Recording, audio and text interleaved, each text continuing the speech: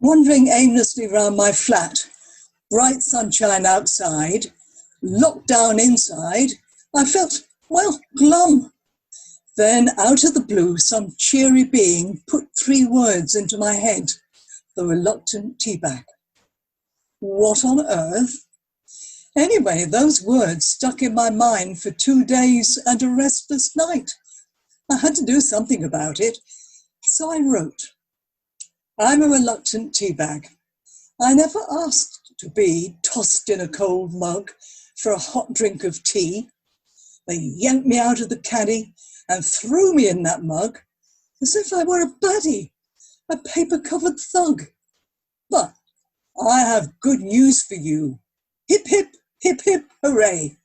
I was not fit for purpose, and they threw me far away into this deep, dark corner where I hope I'll ever stay. The idea for my talk then began to assert itself. Its title would be The Reluctant Teabag. Subtitle, How a Sense of Humour Has Raised Our Spirits Through the Ages. And don't we need a sense of humour to help us through the dark days we're in? The same cheery being now led me to my study windowsill. On it, obviously waiting to be picked up, was a battered 1964 Penguin paperback. Why had I not noticed it before? It was The Sense of Humour by Stephen Potter, and my talk includes quotes from many eminent writers in the book. Going right back to Chaucer's Canterbury Tales, one of the most famous stories is told by the nun's priest. It's that of Chanticleer the cock, and Pergilot, his favourite wife, the hen pecks him. Chanticleer dreams of a fox. A warning dream? He lists a wealth of authorities for believing it is. Pergilot listens patiently, then comments sweetly, in effect, but are not dreams the result of eating, perhaps too much? If you would take a little laxative. Chanticleer scarcely realises the ground has gone from under his feet. He talked on, but he's lost the argument forever. Many of us are currently enjoying a rerun of Father Brown, based on G.K. Chesterton's stories. In one episode, the sergeant, talking about bigamy, quoted Bob Hope in one of his Road 2 films as saying, 2 wrongs don't make a right, spelt R-I-T-E. Pretty smart stuff for a sergeant not given to intelligent asides. A wry comment in Harold Nicholson's Peacemaking 1919 next caught my attention. On October the 3rd, 1918, the Amir Faisal, accompanied by T.E. Lawrence, galloped into Damascus at the head of 1,500 Arab cavalry. This was an extremely awkward thing to have happened. Here's an odd complaint by D.H. Lawrence, called Talk, from Pansies, 1929. I wish people, when you sit near them, wouldn't think it necessary to make conversation and send thin drafts of words blowing down your neck and your ears and giving you a cold in your inside. Not quite the sort of comment you associate with the author of Lady Chatterley's Lover. But then, like Chesterton, he was a man of many parts. He was not only an author, he was a poet, campaigner for poor people's rights, and late in life, an accomplished painter. There are so many other famous writers in the sense of humour. Ella Wheeler Wilcox, Samuel Pepys, George Bernard Shaw, Max Beerbohm, George Eliot, Thomas Hardy, Eden Philpotts, to name but a few, one doesn't immediately credit with having a sense of humour. In James Agate's Ego 5, he writes of the BBC and the concert ground. Sunday, 15th of March. Ecclesey told us how, after the concert hall in Broadcasting House was built, there was doubt whether the door would admit a concert ground. Try it, said somebody, but the musical director objected on the grounds that if his beautiful Bechstein got stuck, it would be damaged. So they instructed the carpenter to take the measurements and make an exact replica in plywood. This was done.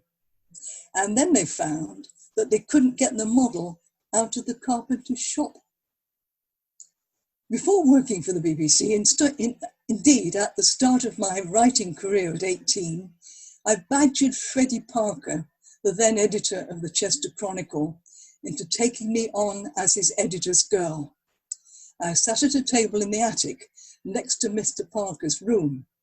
Opposite me sat Hilton Timms, editor's boy. We had great fun together, writing each other notes until I fell passionately in love with a handsome, womanizing army officer, and the fun faltered. To cheer me up, Hilton wrote, "Oh, woe, can it be so that Sandra has sunk to depths so low as not to know her latest beau is trying to sow the seeds of corruption?" Hilton went on to become a distinguished feature writer for the Independent newspaper. And well, many of you know a lot about me.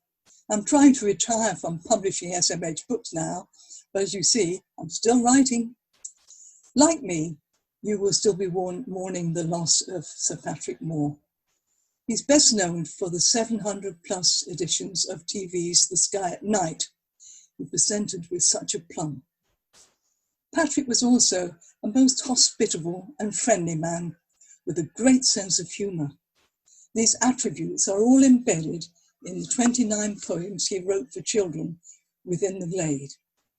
He gave them to me to publish in recognition of our 40-year friendship, which had begun at the BBC. They're short, funny poems about imaginary birds and animals who lived in a glade and are beautifully illustrated with cartoons by Ewan Dunn, head of marine policy at the RSPB. I liken the poems on the front flyleaf to Edward Lear's nonsense poems. You will remember one, especially the one that starts, "Belle and the Pussycat went to sea in a beautiful pea green boat. They took some honey and plenty of money wrapped up in a £5 note." That is my favourite of the Glade poems.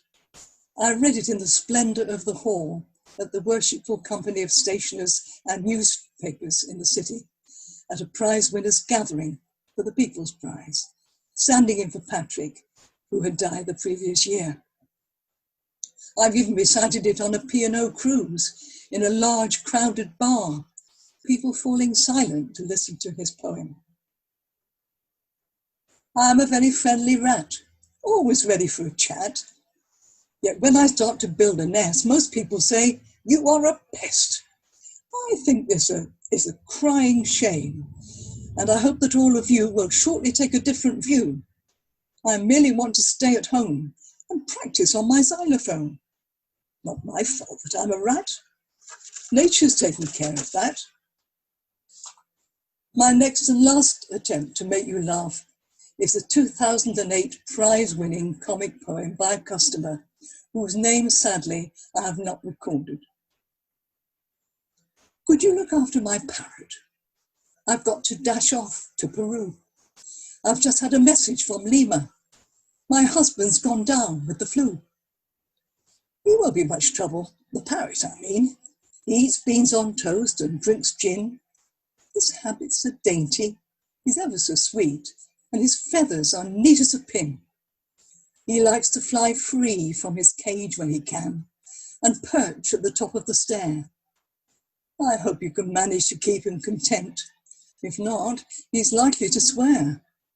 His language is shameful. He used to belong to a woman of dubious repute.